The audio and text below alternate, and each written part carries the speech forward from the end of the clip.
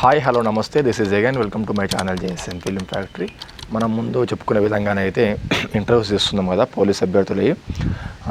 మొన్న సండే ఒకటి విడుదలైంది, తర్వాత బుధవారం ఒకటి విడుదలైంది. ఇక నుంచి ఖచ్చితంగా ప్రతి బుధవారం సండే ఒక్కొక్క ఇంటర్వ్యూ తీసుకుంటా, డిఫరెంట్ టైప్స్ ఆఫ్ వ్యక్తులవి తీసుకొని మీ ముందు ప్రజెంట్ చేస్తా. సో ఖచ్చితంగా ఎవరిదో ఒకరిది మీకు దగ్గరికి సంబంధించినవి మీకు పనికొచ్చే విధంగా అయితే ఉంటాయని ఆశిస్తున్నా.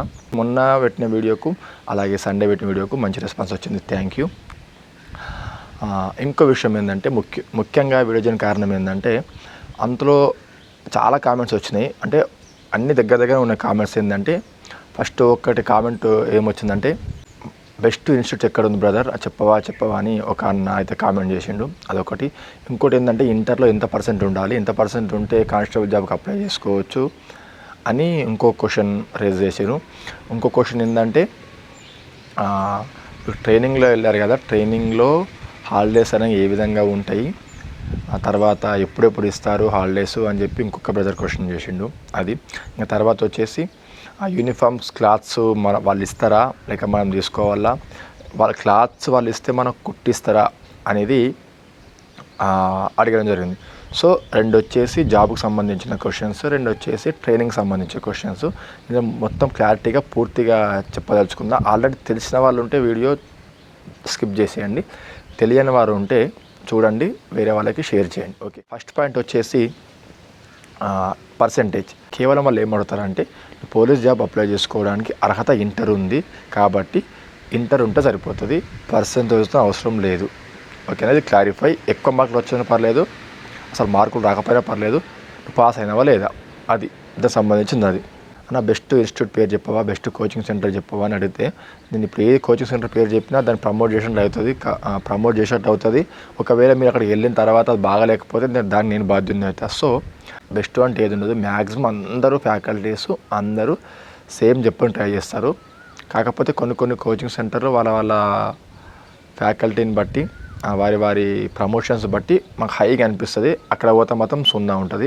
కొన్ని సెంటర్స్ ఏమో బాగా విషయం ఉంటుంది, కాకపోతే ప్రమోషన్ చేసుకోరు, అట్లే ఉంటుంది. సో ఆ కోచింగ్ సెంటర్ అనేది అది మీరు కనుక్కొని ఏదైతే మంచిగా ఉందో దానికి వెళ్ళడం ట్రై చేయండి. డెమో క్లాస్కి వెళ్ళిన తర్వాత నచ్చితేనే జాయిన్ కండి, లేకపోతే దాన్ని అవాయిడ్ చేయండి. ఇంకో అసలు కోచింగ్ అవసరమా అంటే కూడా కోచింగ్ అవసరం లేదు. ఎవరికి అవసరం లేదంటే సో ఎగ్జామ్స్ అనేది ఈ ప్యాటర్న్లో వస్తాయి, ఎగ్జామ్స్ అనేది ఈ వేలో ఉంటాయి. ఆల్రెడీ ఒకసారి అటెంప్ట్ చేసిన వాళ్ళకి అవసరం లేదు, వాళ్ళు ఎలాగో బుక్స్ ప్రిపేర్ అవుతారు కాబట్టి కోచింగ్లో అవసరం లేదు. కాదు నేను చదివితే కాదు నాకు వింటేనే అర్థమవుతుంది, బాగా క్లాస్ వింటే అర్థమవుతుంది అన్న వాళ్ళు కోచింగ్కి వెళ్ళవచ్చు. అసలు మాకు ఏం తెలియదు కాంపిటేటివ్ గురించి, అసలు ఫస్ట్ టైం ట్రై చేస్తున్నా అనేవాళ్ళు ఖచ్చితంగా కోచింగ్ తీసుకోండి. ప్రిలిమ్స్కి ముందు తీసుకోండి కోచింగ్, 6 months 9 months ఇట్లా పీరియడ్స్ ఉంటాయి. దాని పీరియడ్ ప్రకారం అయితే మీరు ఒక కోచింగ్ తీసుకుంటే తెలుస్తుంది మీకు వాట్ ఈజ్ వాట్ అనేది, ఏ విధంగా ప్రయాణం చేయాలి, ఏ విధంగా క్వశ్చన్స్ టైప్ చేస్తున్నాడు, అసలు ఎంత కాంపిటేటివ్ ఉందనేది మీకు ఒక ఐడియా వస్తుంది కోచింగ్ వల్ల. ఇంకా నెక్స్ట్ తీసుకుంటే ట్రైనింగ్ గురించి తీసుకుంటే ట్రైనింగ్లో వచ్చేసి పోయినసారి ఎలా ఉన్నదంటే యూనిఫామ్స్ అనేది వాళ్ళే ఇచ్చారు. ఈసారి ఎట్లా చేసారు అంటే సివిల్ వాళ్ళకి కానీ ఏఆర్ వాళ్ళకి కానీ ఎట్లా చేశారంటే వాళ్ళు మన కిట్ ఆర్టికల్స్ ఇస్తారు కదా, మన ఏదైతే సంగారెడ్డి, సపోజ్ మా సంగారెడ్డి, కామారెడ్డి, తర్వాత వికారాబాద్ ఇట్లా ఏ డిస్టిక్ అవుతుందో ఆ డిస్టిక్ హెడ్ క్వార్టర్స్లలో మీకు ఒక ట్రంక్ బాక్స్ ఇచ్చారు. వీడియో పెట్టిన కింద మొన్న ఒకసారి ట్రంక్ బాక్స్ ఇచ్చారు. ట్రంక్ బాక్స్ ఏమేమి ఉంటుందని యూనిఫామ్ క్లాత్ ఉంటుంది, డ్యాంగ్రీ క్లాత్ ఉంటుంది, టెర్రీ కాటన్ క్లాత్ ఉంటుంది, జంగిల్ ప్యాచ్ క్లాత్ ఉంటుంది. సో 4 రకాల క్లాత్స్ ఉంటాయి అందులో. తర్వాత టీషర్ట్లు వాళ్ళే ఇస్తారు, నిక్కర్ క్లాత్ కూడా ఉంటుంది. ఇక్కడికి వచ్చిన తర్వాత ట్రైనింగ్ సెంటర్కి వచ్చిన తర్వాత మన సార్ వాళ్ళే ఒక టైలర్ను బయట మాట్లాడి పిలిపిస్తారు, మనం కుట్టించుకోవాలి. మ్యాక్సిమం ఒక మినిమం ఖర్చే ఉంటుంది. అంటే యూనిఫామ్ బయట నడుస్తుంది రేటు దానికన్నా తక్కువనే ఉంటుంది, అంత ఎక్కువేమి ఉండదు. సో మనం డబ్బులు ఇచ్చి ఆ యూనిఫామ్ కుట్టించుకోవాలి, ఇది క్లారిటీ. ఓకేనా.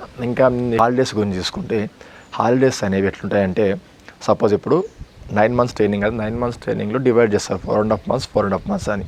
అంటే ఫస్ట్ సెమిస్టర్ 4.5 months అవుతుంది, సెకండ్ సెమిస్టర్ 4.5 months అవుతుంది. ఫస్ట్ సెమిస్టరు మేము February 21కి వచ్చినాం కదా, February 21 నుంచి మొన్న జరిగిన June 15 వరకు ఫస్ట్ సెమిస్టర్.